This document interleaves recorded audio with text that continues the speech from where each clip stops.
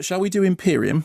This is the new Daniel Radcliffe film. Now, I want to say about Imperium, so the story of Imperium, actually, I'll do the setup and then I'll say the thing because it was something that you said about it, which I sort of slightly bridled at. So Daniel Radcliffe is an undercover neo-Nazi. Right, okay, which immediately makes you go, yeah, and Meg Ryan is a helicopter pilot, Keanu Reeves is an architect, and Elijah Wood is a football hooligan. Yeah, no. Well, actually, yes. Okay, so this is based on the experiences of Michael German, who's credited with writing the story, FBI agent who went undercover. So what happens is that Daniel Radcliffe is an agent who is involved in counter-terrorism.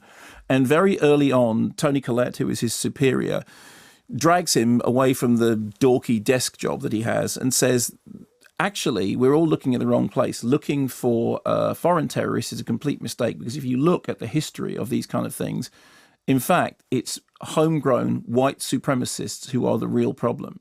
And therefore, we need to stop concentrating on all this other stuff. And what we need to do is start concentrating our activities on white supremacists at home, and therefore we need somebody to infiltrate this group, and you are the person to do it.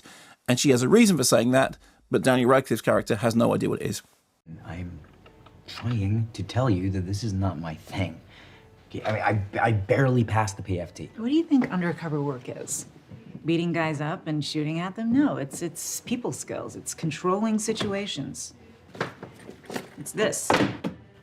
Seriously. This is the only undercover training you'll ever need. I saw you with that Muslim kid. You got most of this going on anyway. Look, I read your file. High IQ, great people skills, but not your typical FBI profile. Introverted, an outsider, unhappy childhood, single mother, always moving around a lot, always the new kid, bullied at school, no close friends or girlfriends. Okay. This is an invasion. What gives you the right to look around? We don't have time to dig around here.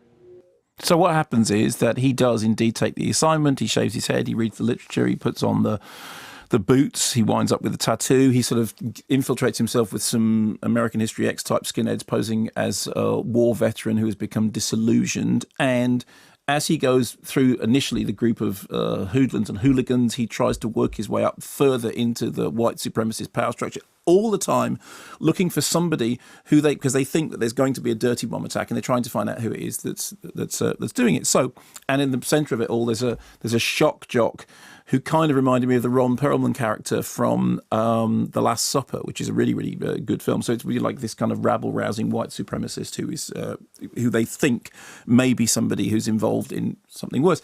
And the story itself is, undercover stories are a really sort of popular thing with cinema. There's something about, because it's to do with acting, isn't it? You play a character who goes undercover. You think of the amount of times that movies have got into that whole thing. You go undercover, you become somebody else, which is itself the process of acting.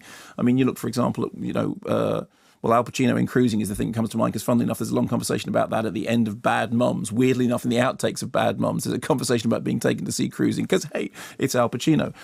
So it is a very sort of regular cinematic device because it's a good, interesting story. Well, and The Infiltrator. And the Infiltrator, of course, which is absolutely about that and has a couple of very scary scenes when our undercover agent is in small, confined spaces with the people who you think have figured out who he is, but you're not quite sure.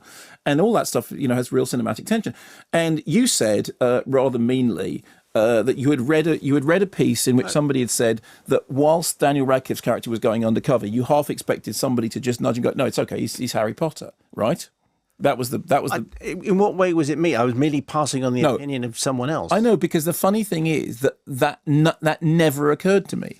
That absolutely never occurred to me. Although the film itself is not, it's. I think it's solid, but it's not outstanding, but it's a solid piece of work. And actually, Daniel Radcliffe's performance in it is very solid. And there was no point in it that I thought I'm watching somebody pretending to be somebody pretending to be somebody. I thought I'm watching somebody pretending to be somebody. And because you get that? It was somebody, all right, okay. I'm not watching somebody acting somebody acting somebody. I'm watching somebody acting somebody. Okay, which is the end point that you want to arrive at. Actually, the way in which the thriller narrative was handled, I thought was handled very efficiently. There are a couple of very nice scenes in which you see his character sort of finding its space amongst these hideous white supremacists, and discovering that the thing that they all have in common is this sense of that there's something damaged, there's something there's some sort of sense of twisted victimhood about them, and somehow therefore he's managing to tap into it. I thought it was an efficiently handled piece, and at no point did it ever occur to me that he was in the wrong role. I thought he was perfectly cast for the role, and I thought he did a very good job in it.